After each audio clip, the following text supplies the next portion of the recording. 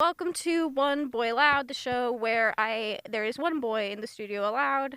No other boys are allowed. No. And this is a show where we talk about misogyny in the music industry, racism in the music industry, general We talk about music discourse. we could talk about problems and issues. Problems and issues often. We like to talk about that.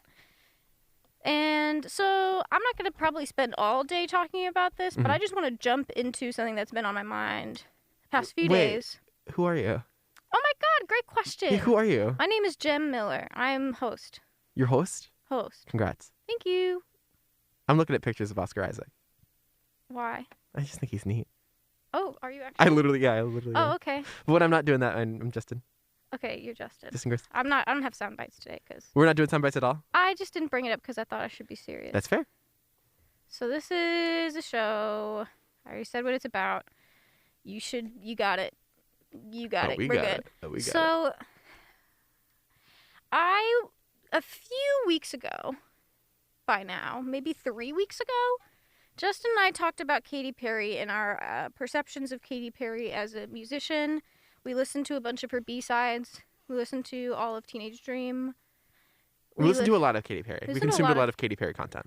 Me more than you. Oh, for sure, yeah. As per And usual. then as of late, I decided we were just watching her music videos at Justin's birthday. I can't believe that was like an integral part of my birthday party. Was us It just was like fun. it was great. But we were just sitting there at the dinner table watching Katy Perry music videos. I thought that was delightful. It was really fun. And then I just have had some of her songs in my rotation. Right. And then I watched Todd in the Shadows video about Witness, which I'm not going to talk about because it's like a whole other conversation. Get a witness. No. And Not anymore, Katy. and then I watched Part of Me, her documentary. So I just kind of had like a few days where I was like really thinking about Katy Perry. A real Katy Perry marathon. Yes. Yeah. And Actually, no. I guess it was more of a Katy Perry sprint. yeah. Sprint. It was too short to be a marathon. Exactly. And I started to think about something that I don't think people really talk about anymore. It's been years since this has been any sort of conversation in the widespread narrative, and by any means. I definitely think that it's been years now. I definitely think that people think that it's over. Yeah, right? I mean, think, honestly, well, yeah. I think the narrative behind a lot of the Kesha story. This is about Kesha, by the way. I didn't introduce what this was about. I didn't mean. I guess we were going to jump right into it, but let me just say real unless quick. that was your setup. I'm so sorry. I was setting things up. It's okay. Go sit in the corner. Think about what you've done. If I sit in the corner, I'll be away from the microphone. Now go sit in the corner And and think about what you did. But this is not about Taylor Swift. This has No. very little to do with Taylor Swift. in fact. Unfortunately. Um, But I guess also. very little. Yeah. I'm sure I'll mention her again. So because Katy Perry has music produced by Dr. Luke, her first 3 albums have a combo. Back when Dr. Luke was combo Max Martin and Dr. Luke, there were some that were mostly, all him and no Max Martin and blah blah blah, whatever. Not all him, but he was a producer in her sphere. I don't think she was signed to his label. I could be wrong. But she just worked with him. Pretty much all of her hits are produced by Dr. Luke. I can't think of one off the Up top to of a my head point, that right? wasn't. Because I think no, you're right. Dark Horse is one. Dark Horse is one. This is how we do. I guess that wasn't really a hit, was it? Was Roar one? I was gonna look that up right now. Actually, I mean, yeah. I believe so. Because I don't know if Prism is the era where it starts to wane or not. No. Nope. Dr. Luke credit on War. Really? Yeah. Let's see if this is how we do. Has a Dr. Luke credit? It does not. This is just Max Martin. Oh, really? Okay. Yeah. That also wasn't a huge hit, was it? Birthday- No, it wasn't huge. It was a hit though. Birthday Dr. was- Luke is on Birthday. That makes sense. Any other ones? Unconditionally. I think that's only Max Martin. Let's see if I'm wrong. That Nope, sounds- Dr. Luke, Max Martin. Really? Circuit. Okay. So he pretty much, had a hand in pretty much all of her big hits. Oops, hit the microphone. And so she didn't really address this, and it definitely didn't take off publicly. And the only thing that I saw that she explicitly said was in Addressed this post Kesha. post Kesha. Right. Because here's some background. Kesha and Katy Perry were really, really close friends because they grew up in the same scene. It was her and Kesha and what is her name? The woman from Westworld and Raising Hope. like Shannon something. Westworld and Raising Hope. She is an actress, Shannon Woodley or something. Shailene? Shannon Woodward. Who's that? Shannon Woodward is the star in Raising Hope and Westworld. I said that earlier. Actress. I watched all of Raising Hope. It's a really fun sitcom. I watched it when I was a kid. And they were in the same orbit? Yes. Did she make music? No, she's an actress. Go figure. Yeah, and she had a pretty big role in Westworld. I've not seen any of Westworld. I'm not going to get into that. I've heard it's crazy. But I know that they all kind of were raised in, similar parts of California, all just kind of had careers starting at the same time. And the only thing that I saw her address this was in 2017, right before Witness came out. Katy Perry did this thing called Witness Worldwide, which was Katy Perry for 4 days straight live streaming her in a house. Tell me why I cannot find. You literally pulled her up, and yet I cannot find Sharon Woodley. Shannon. Shannon? Shannon. I also looked up Shannon, and it directed me to SHANNON. Woodward. It really Woodward. I kept doing Woodley. That's why. Anyway. Raising Hope. She's starring Yes, I see now. That was a fun show. I see now. Katy Perry had a moment in there too. I guess they're still friends. Oh, really? Or at least were in the mid 2010s. And so during Witness Worldwide, this weird live stream, I guess, just live stream. It was like almost like a performance art piece. I don't think it was.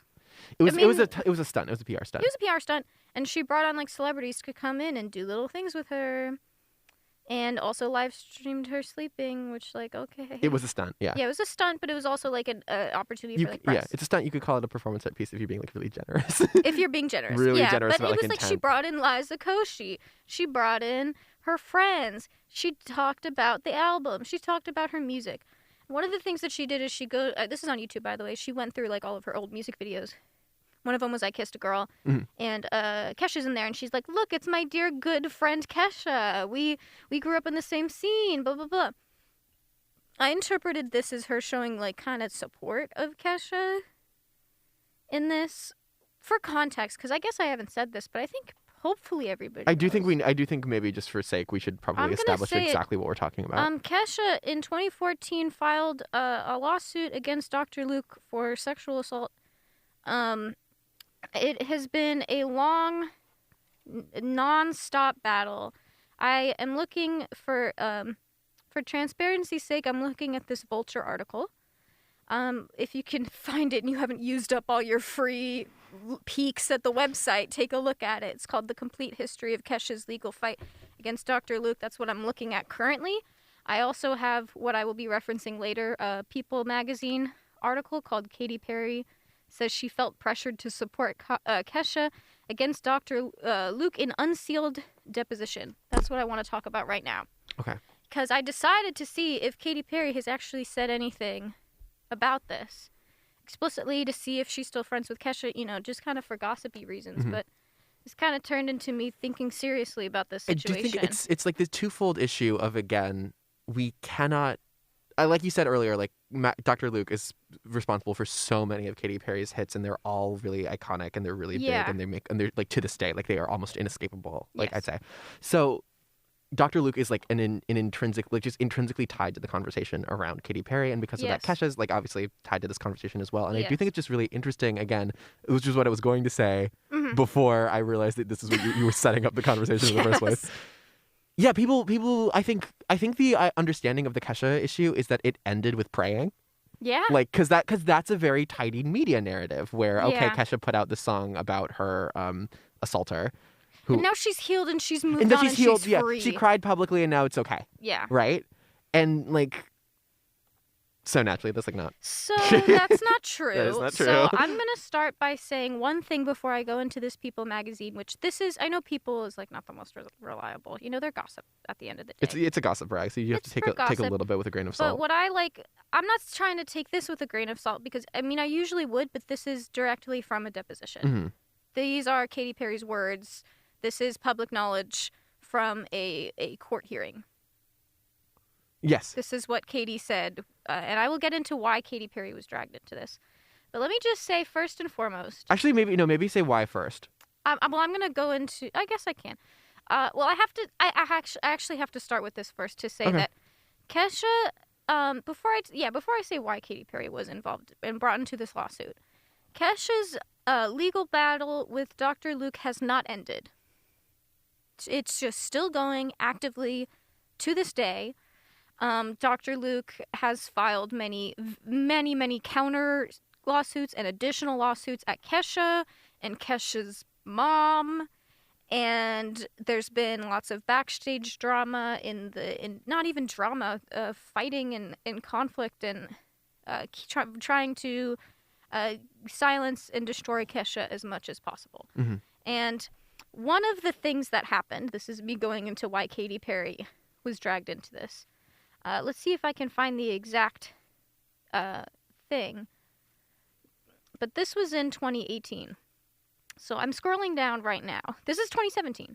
So Dr. Luke threatens to sue Kesha for defamation over a text she allegedly sent to Lady Gaga the week after Kesha lost her injunction, claiming Luke R-worded another artist. But I forgot to preface this by, naturally, this is about sexual assault. So if you're sensitive to sexual assault, mm-hmm. I'm going to maybe stop censoring the words now. So that's my warning to anybody who's trigger listening. warning, this is about sexual assault. Sexual assault, Yes. I'm going to use, language that might be spook some people and make them not comfy. So yeah, Kesha lost her injunction claiming that Luke raped another artist. In a separate filing, Kesha accuses Luke of being unsupportive of her music. That's unrelated. That has to do with royalties. But pretty much, Dr. Luke asks for these texts to be made public. These are, let's see if I can find more details, because unfortunately, this goes through, this Vulture article goes through year and dates, but things are not a clean look. 1 year, yeah. 1 year, because on January 31st, two separate things happened. It was Kesha, she was not paid royalties on this. There's just lots of, just so many layers to this. Mm-hmm. So let me see if I can find on this timeline. Here we go. Dr. Luke subpoenas Lady Gaga in his defamation case over alleged texts Kesha sent her accusing him of raping another artist. According to Luke's team, the texts Gaga provided were so heavily redacted it was incomprehensible. Gaga hits back, saying in a statement that Dr. Luke's team is attempting to manipulate the truth and draw press attention to their case by exaggerating Lady Gaga's role in falsely accusing. Sorry, that got a little bit further than I anticipated it getting, but pretty much, Dr. Luke asked for, as things can happen, text messages, in weird cases, because I think he's initially just suing her at the end of the day for defamation under, a million different forms. I think so complicated. I think that the reason these text messages came about, I believe, is discovery. Yeah, discovery. Legally. So they're already building the case. Luke's team is, I'm assuming, building a case against Kesha in the first place. Yes. And so they're technically, for something legally entitled to see correspondence that goes on between Kesha about any of these allegations. Yes. So yeah. Legally, if we are getting something wrong, please tell us. Say us and tell us and don't sue us, Dr. Luke. I know you. If he can't. I know he can. I know he can. I know he can. I hope he's got bigger fish to fry. But I don't know. Money talks. So I believe it was Discovery. I read in a separate article that I can't find right now. I'm sorry. I'm not professional. I'm 12.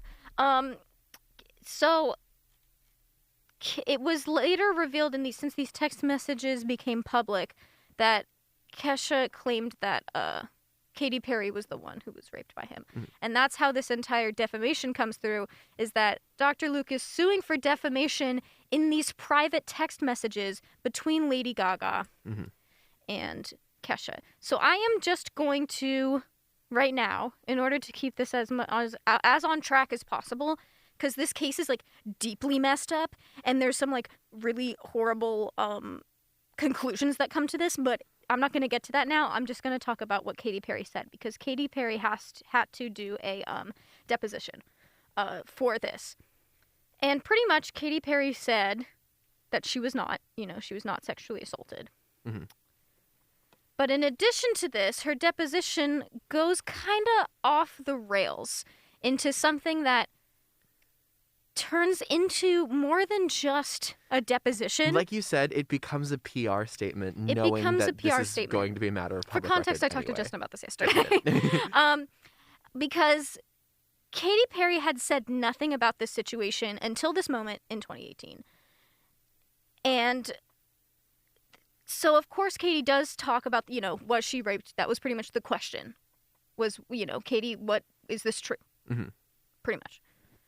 And so, yes, she answered that and said that she was not, and she never had any problem with Dr. Luke. But I think obviously, this deposition is going to be unsealed eventually. This is public. Right.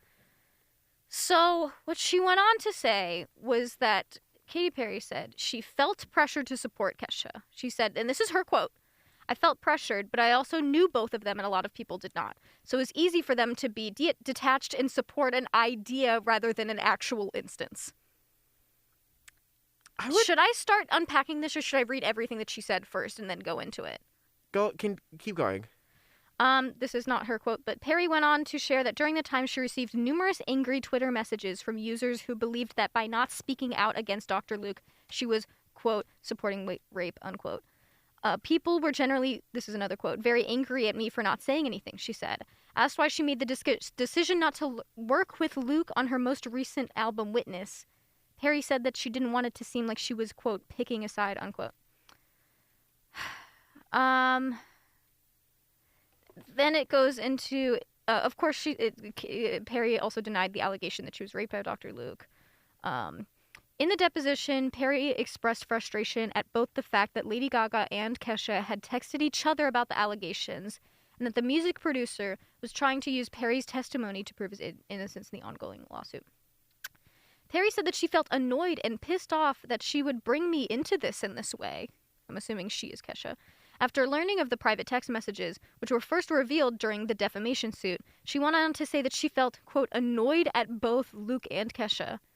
Quote, "He knows I'm a tiebreaker," she explained, "because when I say that I wasn't raped because I was not, that means someone's lying. And I want to stay out of it because I know both of them, and I empathize with both of them, and obviously it's a horrible situation for both of them, and the only two people that really know what went on are those two people," she said, "but Luke was using me as a pawn because it's a good play." Then it kind of goes on to read the text message between, like, Gaga and Kesha, which is just, like, Kesha said that, like, she was crying. I was crying a lot today, needed my mom. I'm really upset with Katy Perry. She could bring this whole thing to a head. She was raped by the same man, but probably was really afraid to lose everything. After Gaga replied that Perry was not as strong as you, yet Kesha added, "I really need to find sympathy and empathy for her. She's so mean, it's hard." "I know she's mean," Gaga added. "I just try to have empathy for her." So those are like that is the entire base of this defamation suit. Right. Pretty much. These text messages paint a picture of one friend trying to help. Oh, that's just like the spokesperson for Gaga, just being like, these are old and they're private texts, And then, Lady Gaga is just like, I have no bad blood with Katy Perry. And then Katy Perry's like, you too. No bad blood either. Yeah, I mean, this is a statement from Kesha's attorney. And it says, "To be clear, Dr. Luke is suing Kesha based on private one-on-one text messages that Kesha sent Lady Gaga in 2016. Shortly after Interscope CEO told Kesha and Gaga he'd heard a rumor that Dr. Luke had also abused Katy Perry." So this whole rumor comes from immediately the Interscope CEO, apparently, according to Kesha's attorney. The statement was discussed privately between the two friends and would have never have become public except that Dr. Luke decided to publish it to millions of people in his 2017 complaint against Kesha.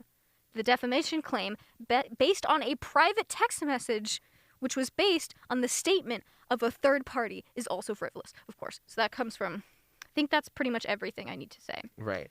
So I'm going to try to focus back on what Katy Perry said, because I think Katy is kind of embodying this problem that I have in the music industry right now, honestly. Have you found...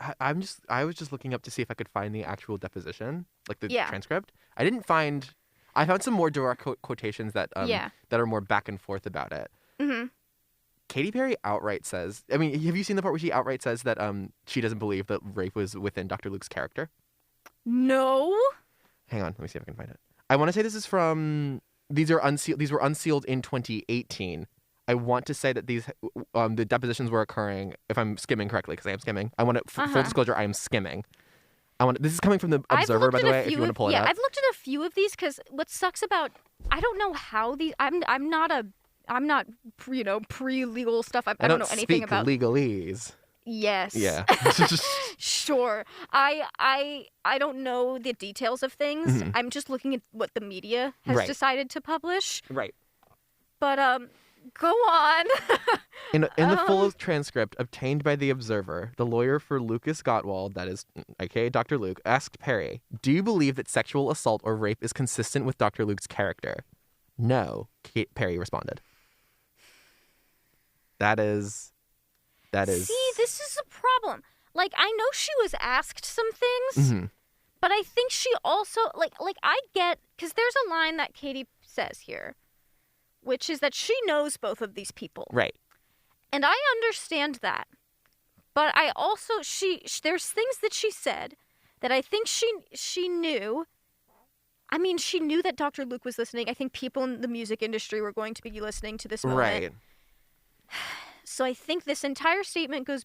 Oh, my foot is falling asleep. Wake it up. I'm working on it. Okay. I'm proud of you for working on it. I'm sorry. I know that... I just think that Katy Perry was... This goes beyond this court case. Uh-huh. Which, what she said. Because I get it. She's probably a little bit hurt that, this text message thing happened. Right. As brief as it was, I'm sure she's a little hurt. Again, I think that... I will give her that. This is something we said in our conversation yesterday, where I said, I think that Katy Perry is otherwise conflating this personal issue with like the very structural issue of predation in the music industry, which is bizarre. Which is a bizarre,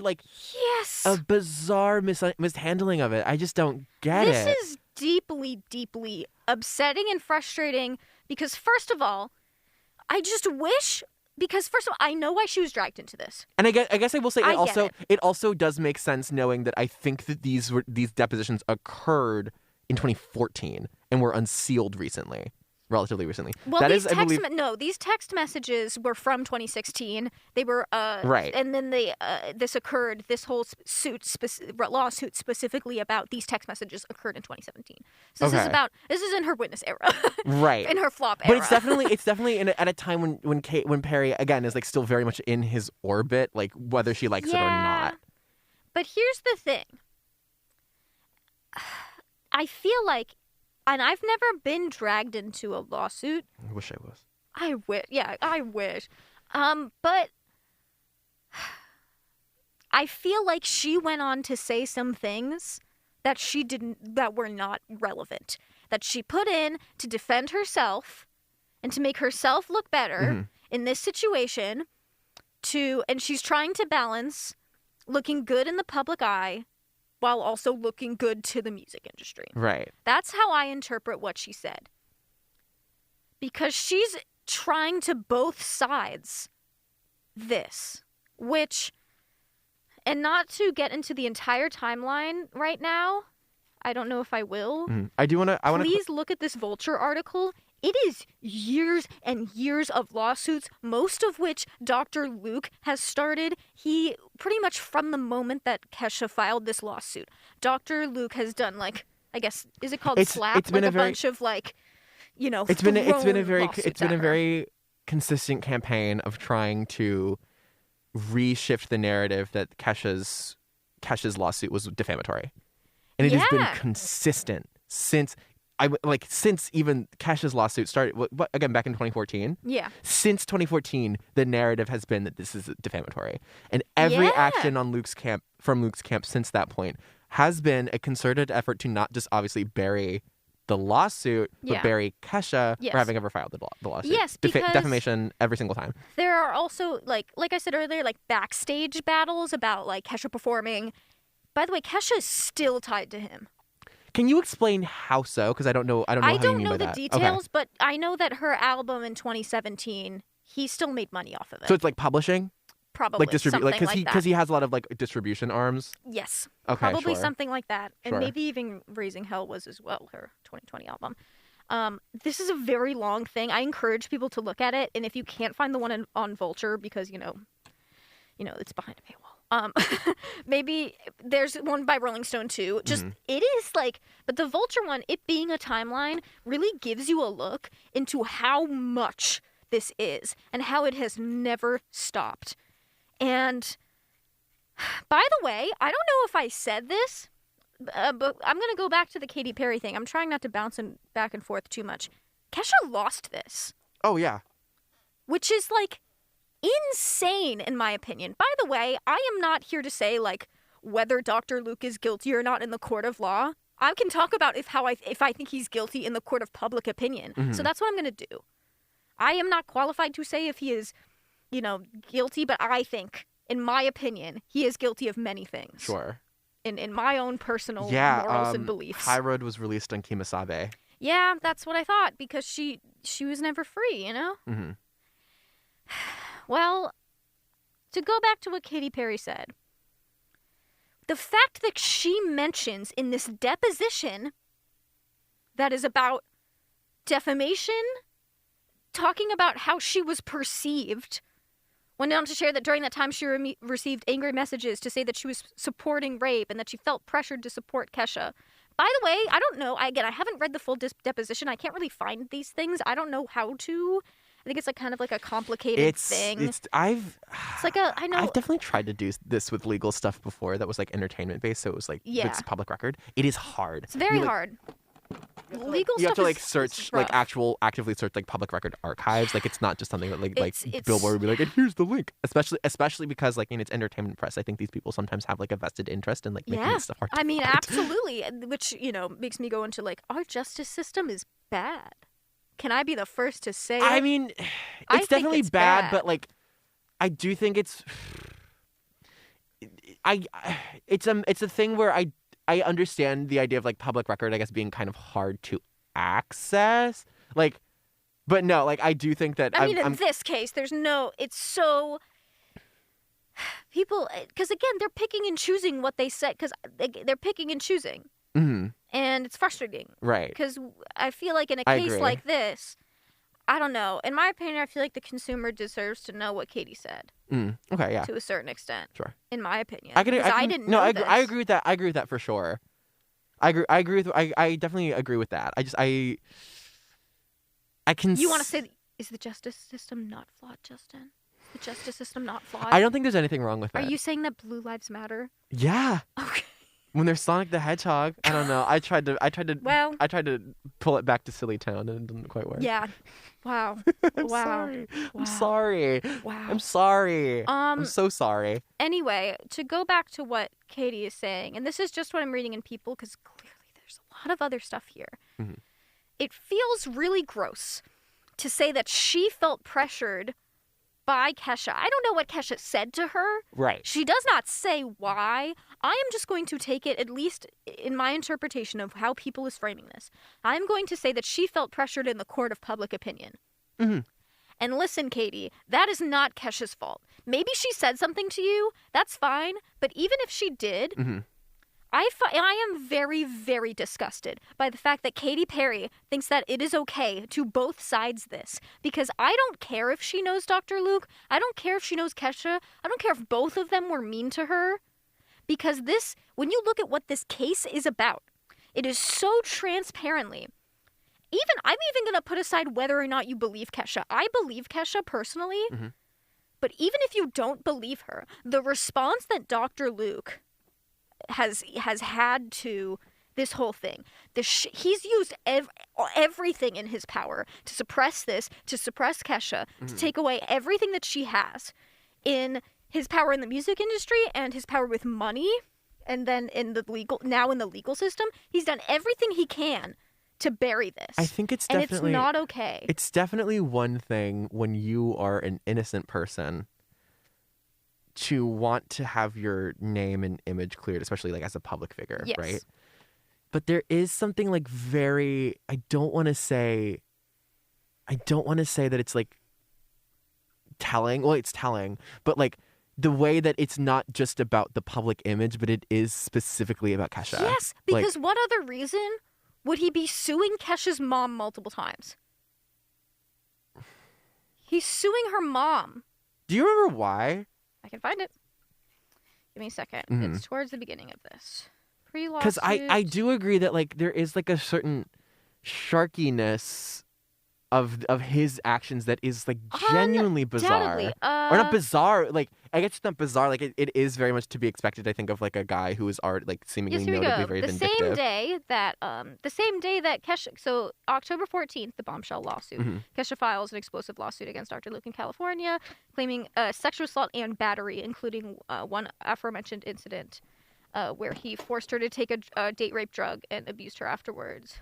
But yeah, I'm not going to go into the details of this. That's too graphic even for me, but you can look it up. The same day, Luke files his own countersuit in New York against Kesha, her mother, Phoebe, F-P-B-E. FP? Not F-P, oh my PH? gosh. Yeah, No, Phoebe. P-E-B-E, sorry. I don't know. Peppy? I don't know, actually. I don't know, I'm sorry. And manager Jack Rovner for defamation. He denies all allegations in Kesha's suit and then files a separate defamation lawsuit against Kesha's mother. So does one including her and then one just for her mom in Tennessee where she lives in case she tries to argue he has no jurisdiction over her in New York. Oh my God. This is that is just, these are just two of the many lawsuits that he files. Mm-hmm. This is like, it is an insane. I mean, also, even if we put aside like the amount of times that he's filed lawsuits, just look at the dynamic on its own. This is an artist, and this is a musician, especially a pop musician, in this specific era, kind of in this in-between era where it's post-Britney but pre kind of like independent artists and Sure. organic artists Sure. kind of being seen as the most important thing Yeah, right now. okay.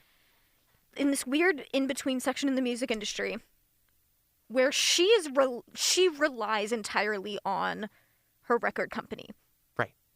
And especially, this was probably one of the first musicians of Dr. Luke's where he had entirely a grasp on. Right. She relies on support, like on that Yes. on that support. Yeah, that monetary support. Monetary right? support, everything. I mean, clearly everything. Because when you're the kind of pop star that Kesha is, it's like a supportive fan base can only get you so far. I mean, with anybody. But like I think especially with exactly in with Kesha, something like like your this. fan base can only take you so far. When you're locked in a contract like this, Yeah. where you have to go through the label specifically, Mm-hmm.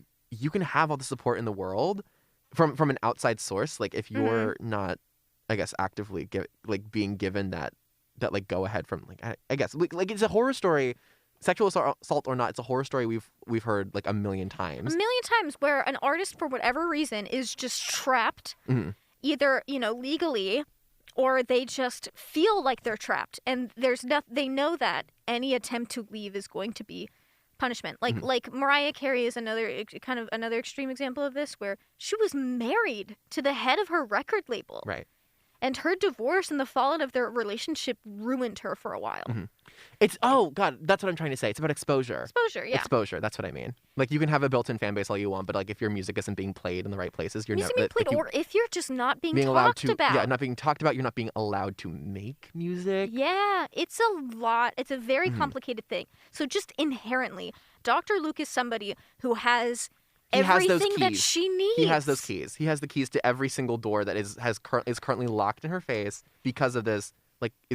Because of this. And this so I'm lawsuit. honestly disgusted that, I get it, Katie. You did not ask to be dragged into this, but also, Kesha didn't ask you to be dragged into this. Right. She had private conversations, I get it. She called you mean. It's the really, really strange thing of Katie saying and being cognizant of the fact that that she is a pawn here. That she says outright that Dr. Luke is using her in this battle between the two of them, and that she doesn't like that. And I just don't understand how she could be aware of that and say that, and then also be but then Kesha's also doing it. It's Yes. no, it's clear that there is one dude pulling the strings here, especially because he has the resources to do so. Yeah. Dr. Luke is not a pop star on contract who needs to make his advance back. He is very wealthy. He is constantly making money. He has his fingers in every pie and literally everywhere across the music industry. So the idea that that this is these are two people. This is a petty squabble between two people on an equal playing field. Only they know. Exactly. When there's also, when I say that Kesha has evidence, just because, again, in the court of public opinion, not in the court of law, I am choosing to believe this evidence that she has put forth. Right. She released emails. He also released emails, and it was just Kesha was mean today on set. Anyway, it's bad. Sure. But something I want to say before I get off the rails. Something that drives me even crazier. So this deposition occurred, I found it right here. It is July 21st, 2017. Okay.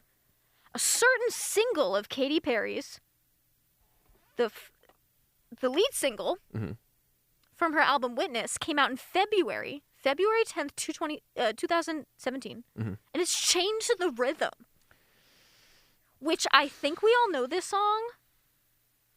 But this is a song about political liberation and, how music can make you blind to the problems in our reality. And I'm kind of Katy, Katy, you are doing that.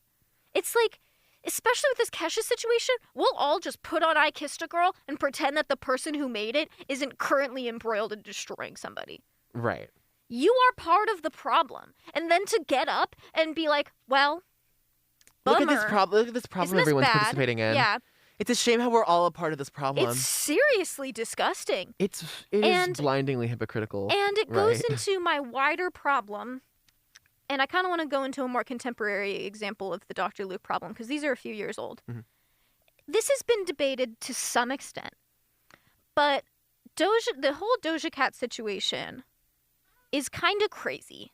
Yeah. So first of all, let me say, Doja Cat was signed to Dr. Luke's record label in 2014, seemingly before the same or label, as the same label that Kesha is on. Yeah. Yes. As this was being, Kesha's lawsuit was coming out. So, and then recently, a few months ago, Doja Cat said, when she was asked, I believe in a, what is it? I think it was Rolling Stone. Kesha says, I haven't worked with him in a long time, she told the magazine of Luke, before suggesting that there's more than meets the eye of a lot of the songs they collaborated on in the past. There's S.H.I.T. that he's credited for, where I'm I don't know. I don't know if you did anything on that. Adding, the point is, he's gotten credit for some S.H.I.T. And it's whatever. I don't think I need to work with him again. I don't think I need to work with him in the future. I know that. I think it was definitely nice of me to work with him, which is interesting. And this was maybe the day after they sent an email to Rolling Stone that was pretty much a retraction. Right. Which was obviously a little sussy, in my opinion. In the court of public opinion, yet again, I deem this sussy. I'm trying to make light of this. I just kind of don't even know what other... In the court of public opinion, I deem you sussy. I don't really know any other... I deem you sussy. I don't really know any other way to phrase this. You could say suspicious. That's right. Which is the word that sussy comes from. I guess that's right. I want to find the original. I think it's... Yeah, Rolling Stone. Told Rolling Stone.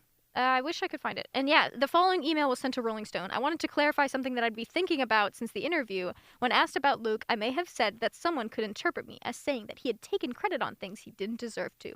I just want to be clear that I had no first-hand knowledge of that being the case, and I don't want to participate in the rumor mill. The credits on my music are accurate, and I don't want to imply anything else. This is clearly staged. That's also so BS, because Doja Cat likes to participate in the rumor mill. Yeah, that's her whole thing. She loves to play with media. Doja Cat loves the rumor mill. Come on. The whole boob thing was great. She loves drama. That? Who wrote that? Luke, Kimasabe wrote that. That's yes, so a representative good. for Dr. Luke told Rolling Stone, Luke is very proud of Amala and the work they have done together. Dr. Luke has written a uniquely large amount of hits and career-defining songs and continues to do so. Yeah, that's the problem. And as it is his daily work, his practice, and is the industry's as is the industry's is to receive publishing when he creates songs. Yeah, it's just that's pretty much in short all she said. Right. There's also been I can't find the exact tweets, but people have said that in her likes on Twitter, she has liked things about like somebody being like, this song's produced by who? And it's like a Dr. Luke produced song like Say So. Say So. I mean, it's pretty clear to tell that I'm going to double check this right now. Say So was the song that everyone decided was Dr. Luke being let back into the industry, right? Because when it finally did go number one off the back of a Nicki Minaj feature, which is not surprising because those people, the Barbs, will listen to anything. That was like I believe that the narrative coming out of that one is have we reintegrated Dr. Luke back into the pop scene? Well, I'm going to talk about that in a second because I want to talk about pretty much the trajectory of Doja Cat's career. Doja Cat had on her EP a few songs done by Dr. Luke, almost none on her debut album. I don't think any of them, besides Juicy, which was on the deluxe, which that song was released after her breakthrough song Moo, which she produced with Yeti Beats and somebody else. Mm-hmm. And it was pretty much just her goofing. I mean, I think that she had a phase where she would just do live streaming or just make silly songs for fun. Right. And seemingly this was one of those moments. So that kind of trajected her career was this jokey song that she made. I think that Dr. Luke's lack of involvement on the Amala record is a really good example of like this whole dynamic between like him and the way that he like again like these predatory pop acts or these predatory producers will lord their power over pop, like mini pop acts where it's like he is not at all interested in this talent until he sees that this is like something that can be exploited. Yeah, and once he gets involved, who's on the Juicy remix? Who is it? Yeah, like, exactly. Is it Tyga? Tyga. Like Tyga's on the Juicy remix. Suddenly she's working with like Rico Nasty is not huge, obviously, but it's like again, the doors are open. Is what I'm saying. And it's because like he wields that power. He decides to open that door. Especially, I'll go into this in a second because I want to kind of make a timeline. So Moo comes out. Then there's some, they're adding more songs. I think Tia Tamara comes out before they add songs to Amala, but they add songs to Amala. And then a few months later, Hot Pink comes out. The singles were Cybersex, Bottom B Word. Say So. Say So was not originally a single. You're kidding. Say So, it just went viral on TikTok. It got really popular independently, but it was not released previously to the album. I see. The album came out at the end of 2019, and Say So becomes big during the pandemic. Right. And then Nicki comes on. Right. It was just a song that people liked. Right. And that's kind of why it got popular. Again, like what I'm saying is I think Say So then crawling back up to number one on the charts because I think that was Doja's first number one. Yeah. Was to the like the question on the industry in the industry was this kind of question of does this mean that we're okay with Dr. Luke now? Yeah. And I do think that again with the resurgence of then Saweetie and Best Friend and what have you. May I say he produces very few of the songs. He does the ones that are the most has credits on the ones that are most popular, of course. Like Rules. Remember Rules? Right, yeah. I don't think he does Bottom B Word. I don't think he does either. Say So. Of course, we all know. Just double checking. He is the only producer credit on Say So. Really? Yeah, and then like that, he does have a producer credit. Mm-hmm. It's just not as many, but it's more than the last album. Right. And then it is every single one of her hits from then on. He has some type of credit on. Is that true? From what I've noticed, Kiss Me More, You Right. I don't know the Need to Know. Need to Know definitely is one. Is just pretty much all of her big ones from, except for the ones that came up independently through. Is You Right the one that's with The Weeknd? Yes. Oh, okay, yeah. Okay. So all the songs that come out before, what's the name of her album? Planet Her? Yes. I didn't listen to it because too many Dr. Luke stuff.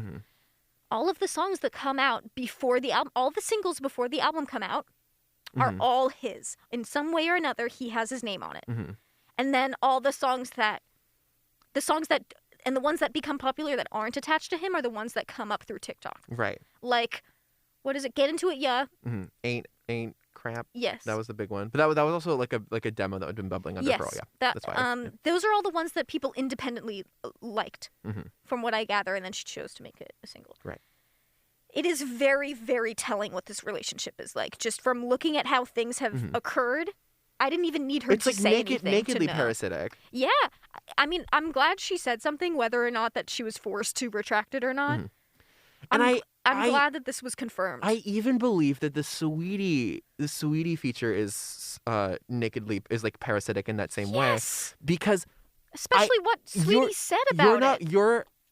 When she says that she didn't know, what I believe about that is that like at some point she had no idea, because I do think that this is absolutely like there was a concerted effort on the part of Dr. Luke's legal team and PR team to bury this story.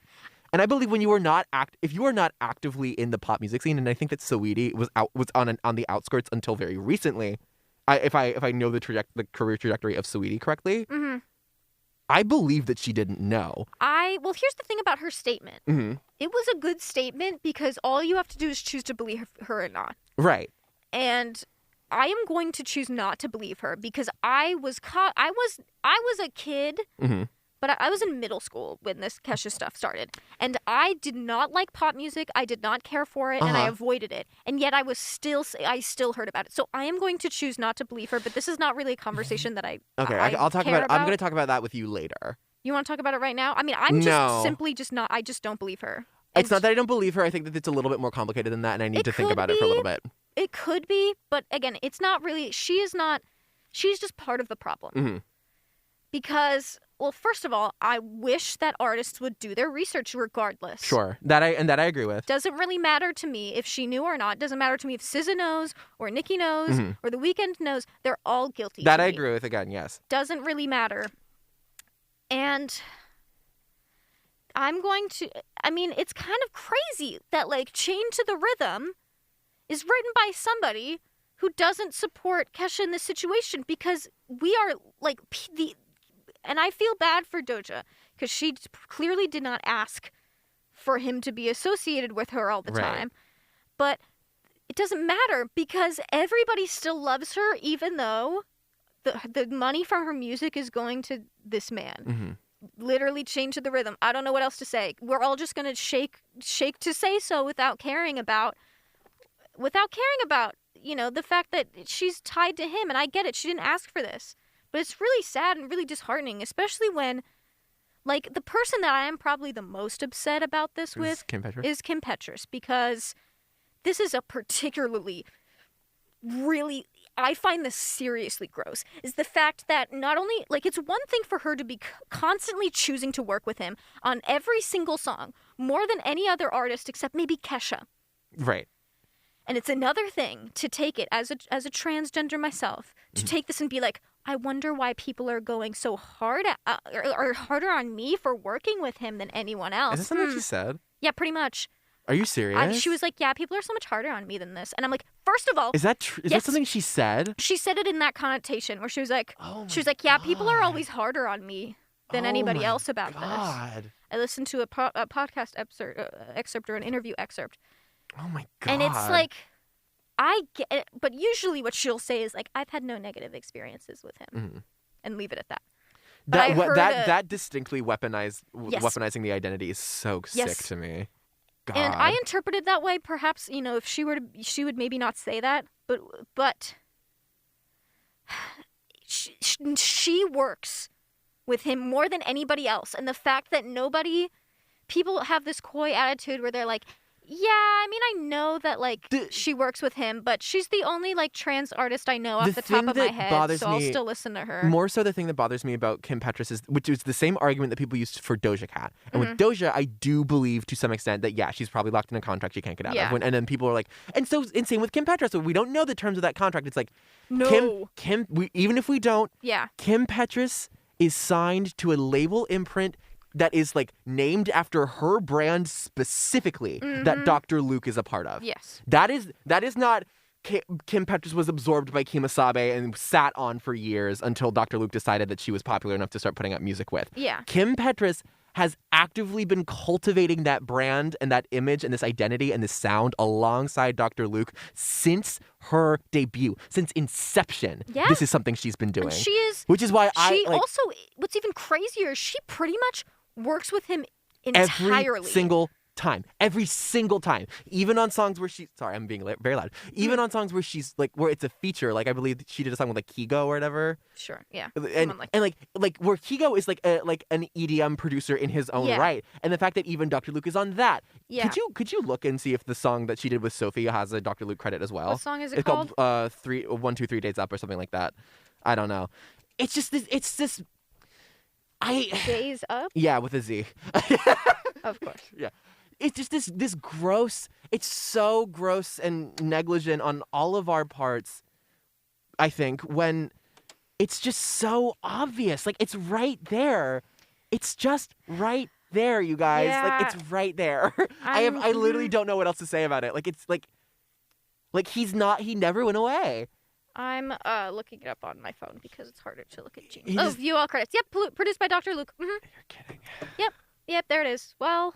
That is every single song by Kim Petras. And it's also upsetting to me. That is every single one. Because people who are like, well, she's trans, so I have to. So that's the fair trade-off. Yeah, she's trans, and I want to so support trans people. And I'm like, you could, if every single person who's made that excuse about why they listen to Kim Petras just simply went out of their way to, and I get it, it's hard with streaming, things are buried, but went out of their way. I don't agree with that even. I don't even agree with that. No, but I'm yeah. I'm not saying I agree with it. Right, yeah. But this logic does not work because if every single person went out of their way to look for a different trans musician, we could be uplifting somebody else instead of just solidifying somebody who works with an alleged abuser and rapist. Also, gay sex music, like pop music, is so easy to find. Just listen to Charlie XCX, it's so guys. easy to find. It's everywhere. Just turn on Slater or something else. Slater's right there, and her music's like just as good. It's the same. It's the same thing. All these Sorry, I Slater. think that's my hottest take is that all these girls are like all those like Kim Petras types are literally making the white blonde They make women. the same music. Yeah. But that's a different discussion. But at least some of it isn't produced by Dr. Luke. Isn't produced by Dr. Willingly Luke. and like knowingly produced by Dr. Luke. And so, hey, Katy Perry, Katy Peru, Katy Perry, Kim Petras, all the K names, tune in and talk feel bad. to us. Tune in and feel bad. Feel bad and listen. If you want to send if for some reason they find this, which they won't because nobody cares, we're just talking into the void. I am more than happy to listen to their defense. I would like to know the ins and outs of why this stuff happens, especially with Kim Petras. Yes, especially. it's and again, chained to the rhythm. We are chained to the rhythm, and Katy Perry's right. She's just the wrong person to say it. Yeah. So I'm gonna end it on this very angry note. It's a really somber tone. But thank you for listening. But I've been pent up about this, and nobody really talks about it. So. Thank you for tuning in to One Boy Aloud. It's Justin, and even he's on thin ice. So, okay. I'll see you guys next week. Thank you. Bye.